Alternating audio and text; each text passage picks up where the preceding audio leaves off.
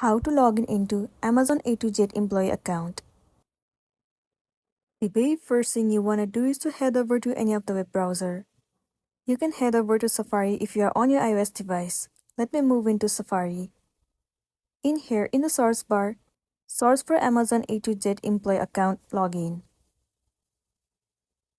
Wait for a while. You will be landing on this page. In here, head over to the very first site, Amazon A to Z login.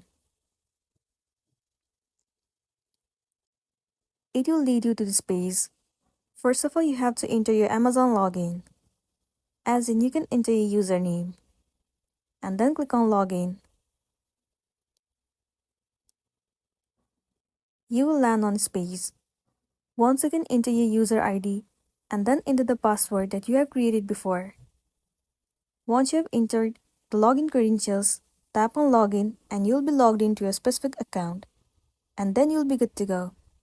So that's all for today, and this is simply how you can log in into your Amazon A to Z employee account. Make sure to smash the like button and consider subscribing if you found this video helpful. We'll see you in the next one.